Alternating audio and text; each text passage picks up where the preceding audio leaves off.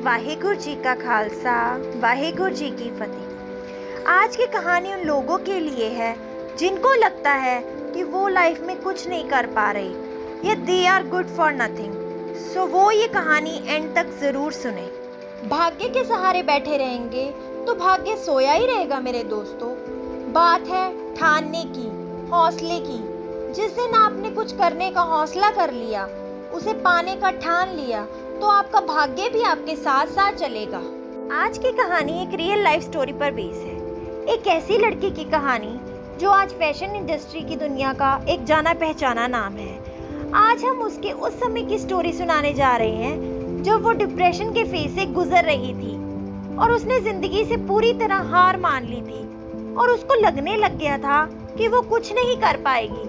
Nobody supports her। But आज वही लड़की फैशन इंडस्ट्री के जाने पहचाने नामों में से एक है। सुजाता अपनी जिंदगी से हार चुकी थी।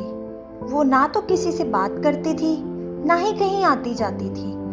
उसके हस्बैंड भी उसको ऐसे देख देख कर परेशान हो चुके थे। एक दिन उनको लगा ऐसे लाइफ नहीं चलने वाली, कुछ तो करना ही पड़ेगा।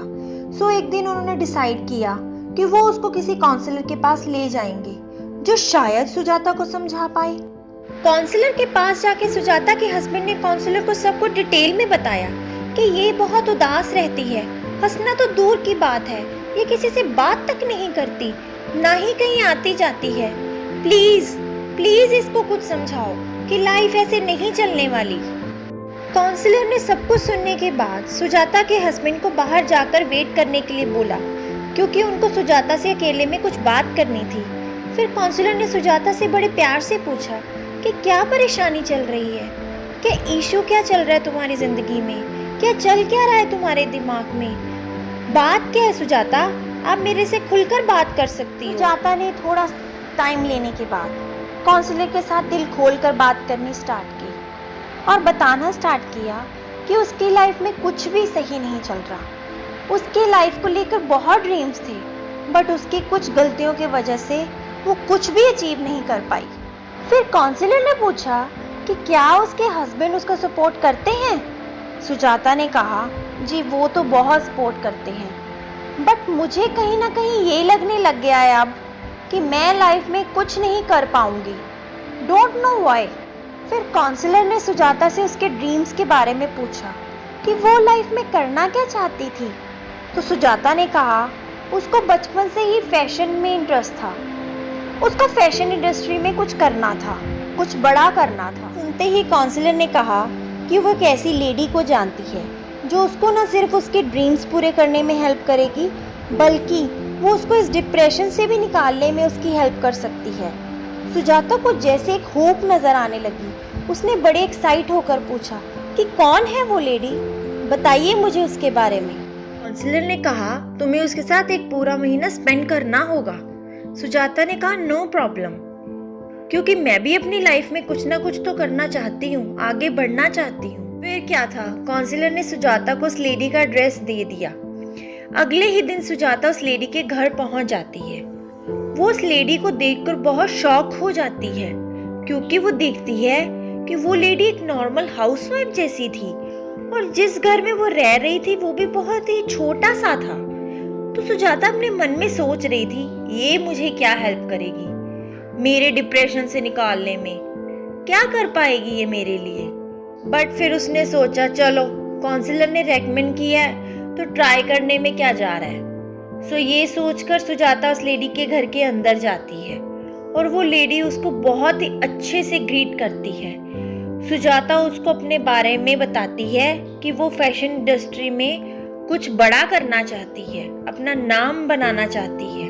तो उस लेडी ने कहा, जी मेरी आपकी काउंसलर से बात हुई थी, उन्होंने मुझे बताया था आपके बारे में, बट मुझे भी नहीं पता मैं आपकी क्या और कैसे हेल्प कर सकती हूँ। बाकी आप एक मंथ देखो, आपको जो भी हेल्प चाहिए होगी आप मुझे बता सकती हैं और मैं पूरी कोशिश करूँगी कि मैं आपकी हेल्प कर सकूँ। सुजाता ने कहा, ठीक है दीदी। फिर सुजाता ने एक मंथ वहीं रहने का फैसला किया और जो भी वो लेडी करती, पूरे दिन में सुजाता ने उसको नोटिस करना स्टार्ट कर दिया कि वो अपनी लाइफ कैसे स्पेंड करती है और ऐसा क्या है जिससे वो इतनी खुश रह पाती है, बिकॉज सुजाता सच में जानना चाहती थी कि ऐसे लाइफस्टाइल में कोई कैसे इतना खुश रह सकता है। सुजाता ने देखा कि वो लेडी रोज अर्ली मॉर्निंग उठती है, तो सुजाता भी उसके साथ अर्ली मॉर्निंग उठना स्टार्ट कर दिया। देखती है किस तरह वो लेडी सुबह सुबह सबके उठने से पहले ऑलमोस्ट अपने घर का सारा काम पूरा कर लेती थी, और फिर सबके उठ के रेडी होने पर सारी फैमिली इकट्ठे बैठकर ब्रेकफास्ट करते, और बच्चे अपना लंच लेकर स्कूल चले जाते, और हस्बैंड भी अपना दोपहर का खाना लेकर काम पर चले जाते। फिर उनको भेज के वो लेडी अपने बुटीक का काम देखती और सारा दिन इसी काम में निकल जाता, और शाम ढलने पर डिनर की तैयारी करनी स्टार्ट कर देती। फिर सारी फैमिली रात को इकट्ठे डिनर करते, और फिर सबके सो जाने के बाद भी वो लेडी नहीं सोती, लेट रात तक अपनी बुटीक का काम करती रहती, और नेक्स्ट डे फिर से वही रूटीन। सुजाता बड़े दिन तक रोज यही रूटीन देखती रही, और एक दिन उसने लेडी को पूछा कि दीदी आप थकती नहीं हो सारा दिन? सबसे पहले उठते हो, सबसे लेट सोते हो, और फिर सारा दिन कस्टमर के साथ डील करते हो, फिर भी कैसे, आखिर कैसे आप सारा दिन इतना खुश रह पाते हो? तो लेडी ने मुस्कुराते हुए कहा, चलो आज मैं तुम्हें अपनी स्टोरी बताती हूँ कि कैसे मैंने ये सब कुछ स्टार्ट किया। तुम्हें पता है, मैंने लाइफ में ऐसा टाइम देखा है जब मैं 3-3 दिन तक भूखी रहती थी, कुछ भी खाने को नहीं मिलता था, यहाँ तक कि मेरे बच्चे भी भूखे ही सो जाते थे। तो फिर एक दिन मैंने सोचा कि लाइफ ऐसे नहीं निकलने वाली, कुछ तो करना पड़ेगा। तो मुझे स्टिचिंग का थोड़ा बहुत शौक बचपन से था। फिर मैंने स्टिचिंग स्टार्ट की, पर सारी फैमिली मेरे खिलाफ हो गई कि हमारे घर में लड़कियां काम नहीं करती। बट जब मैं भूखी थी और मेरे बच्चे भूखे थे, तब तो कोई हेल्प करने नहीं आया, तब तो किसी ने हमारा साथ नहीं दिया। इसलिए मैंने किसी की परवाह नहीं की और पूरा 1 साल स्टिचिंग सीखी, दिन रात एक करके। और फिर उसके बाद मैंने घर पर ही काम करना स्टार्ट कर दिया, और देखते ही देखते लोगों को मेरा काम बहुत पसंद आने लगा। आज उन्हीं कस्टमर की वजह से कनाडा, अमेरिका, ऑस्ट्रेलिया तक मेरे स्टिच किए हुए सूट जाते हैं।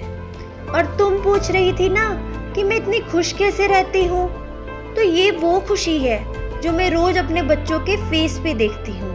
ये वो खुशी है जो हस्बैंड, रिलेटिव्स मेरे स्टिचिंग सीखने के अगेंस्ट थे, आज वो मेरे पे प्राउड करते हैं। और रही बात थकने की, तो थकने का तो ऑप्शन ही नहीं है मेरे पास। आज जिस काम की वजह से मेरे बच्चे अच्छे स्कूल में जा रहे हैं, अच्छा खा पी रहे हैं, मेरा घर इतने अच्छे से चल रहा है, तो थकने का तो कोई मतलब ही नहीं बनता, बल्कि ये सब तो मुझे और काम करने की हिम्मत देते हैं। फिर उस लेडी ने कहा कि क्या मैं अब आपसे कुछ पूछ सकती हूँ? अगर आपको बुरा ना लगे तो। सुजाता ने कहा, नहीं दीदी, बुरा किस बात का, आप जो मर्जी पूछ सकते हो मुझसे। तो उस लेडी ने सुजाता से पूछा कि मुझे आपके काउंसलर से पता चला था कि आप किस फेज से गुजर रहे हो, तो क्या आप बता सकते हो कि आपको डिप्रेशन कैसे हो गया?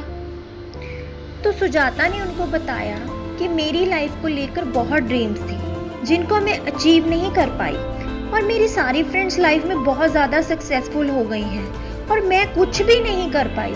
मुझे ऐसा लगता है कि I am good for nothing, मैं किसी को कोई खुशी नहीं दे पा रही हूँ। यहाँ तक मेरी मैरिज लाइफ पर भी इसका बहुत बुरा असर पड़ रहा है। तो उस लेडी ने सुजाता को बड़े प्यार से समझाते हुए कहा कि सक्सेसफुल होने का मतलब ये नहीं है कि आप कितना कमा रहे हो, बल्कि सक्सेसफुल होने का मतलब है कि आप अपनी लाइफ को कितना सेटिस्फाई कर पा रहे हो।